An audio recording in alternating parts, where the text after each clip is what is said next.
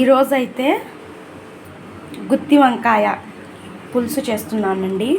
And ఇవేం చేయాలంటే మంచిగా కట్ చేసుకుని ఆనియన్స్ అను టొమాటోస్ ఒక 2 తీసుకున్నాను. ఒకటి ఆనియన్ అను ఒక 3 చిన్నగా ఉంటే 3 పెద్దగా ఉంటే ఒక 2 తీసేసుకోండి. ఇది మిక్సీ పట్టేసుకోవాలి.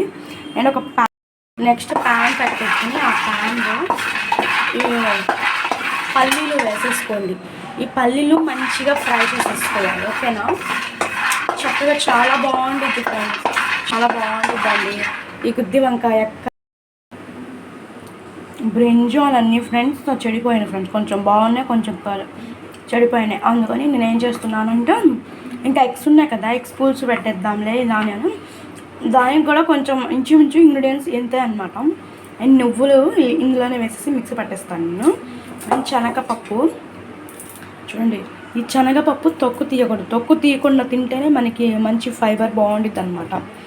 అండ్ ఒక టొమాటోస్, అంతే. ఇవన్నీ మిక్సీ పట్టేసిన తర్వాత నెక్స్ట్ ప్రాసెస్ చూసేద్దాము ఫ్రెండ్స్.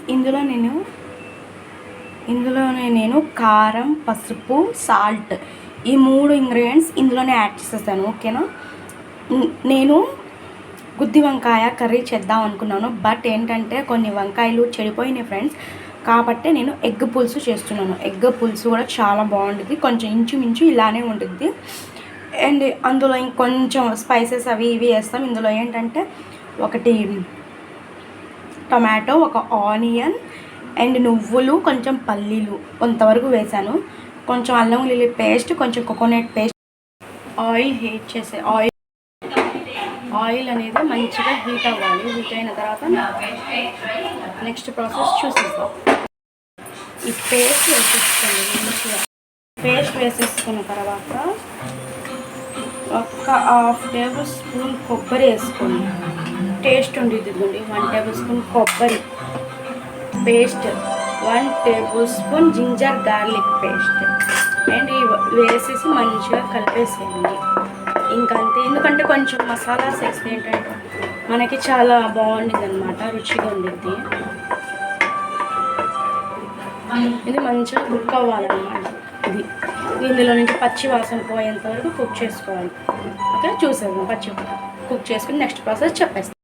బాయిల్ అవుతుంది, ఇలా బాయిల్ అవుతాయి ఇలా మంచిగా పచ్చి వాసన పోయాలి, పోతే మనకి బాగుంటుంది ఫ్రెండ్స్. ఎవరికైనా chicken pickle and chicken pickle A pickles అయినా కావాలంటే వాట్సాప్ నెంబర్ ఇస్తాను, ఆ నెంబర్కి కాంటాక్ట్ చేయండి. ఓకేనా, మీకు మంచి ఇంట్లోనే హోమ్ మేడ్ పికల్స్ అనేది మంచిగా తయారు చేసి మీ దాకా పంపిస్తాం. ఓకే ఫ్రెండ్స్, పికిల్ బిజినెస్ బాగా చేస్తుంది, చాలా బాగా పెట్టింది పికిల్స్. ఎనీ పికిల్స్, ఏ పికిల్స్ అనమాట. పికిల్స్ చాలా బాగుంటాయి ఫ్రెండ్స్. ఎవరికైనా కావాలంటే ఆర్డర్ పెట్టుకోండి, వాట్సాప్ నెంబర్ ఇస్తాను నేను కింద. ఓకేనా, చేసేసుకున్న తర్వాత పచ్చిమిరపకాయలు ఇలా చీల్చి ఇందులో వేసేయండి ఫ్రెండ్స్, చాలా బాగుంటుంది. పచ్చిమిరపకాయలు స్పైసీ తగలకుండా చూడండి. ఇదిగోండి, ఇప్పుడు ఇందులో మీరు చింతపండు పులుసు చేస్తారు కదా, ఈ చింతపండు పులుసులో నానబెడితే మనకి తిన్నప్పుడు కూడా స్పైసీ తగలేదన్నమాట. ఓకేనా, ఒకసారి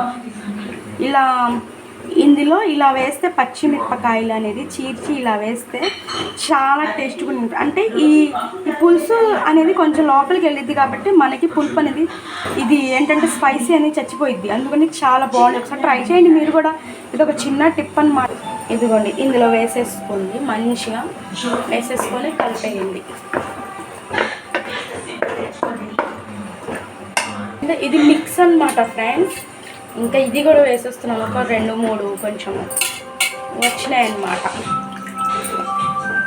అందుకని ఇది కూడా వేసేసి మంచిగా కలిపేసి ఇది సిమ్లో పెట్టేయండి.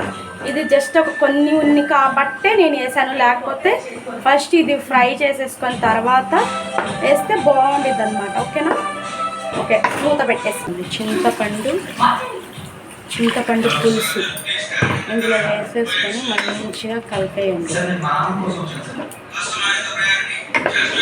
చాలా బాగుంటుంది. అండ్ ఇందులో ఈ ఎగ్ ఫుల్లో పెట్టేసి, అండ్ ఇందులో ఎగ్స్ ఉన్నాయి కదా, బాయిల్ చేసి పెట్టుకున్న ఎగ్స్ వేసేసుకోండి. టేస్ట్గా ఉంటాయి ఫ్రెండ్స్, ట్రై చేయండి ఒకసారి.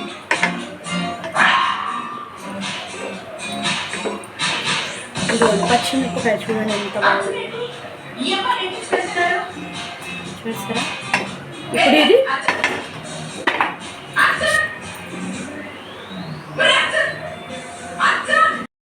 రెడీ అయిపోయింది. యమ్మీ యమ్మీగా ఎగ్ కర్రీ రెడీ. చూసారా, ఎగ్ కనిపిస్తుంది అండ్ అందులో బ్రింజాల్ కనిపిస్తుంది, పచ్చిమిరపకాయ కూడా మంచిగా ఉంది. అండ్ కర్రీ అయితే చూసేసేయండి, అసలు ఫైనల్ టచ్ చాలా అంటే చాలా.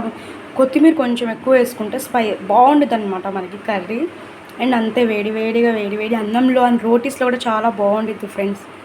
Please like, share and subscribe my channel. ఎవరైనా కొత్తగా మన ఛానల్ని చూసి సబ్స్క్రైబ్ చేసుకోండి ఫ్రెండ్స్.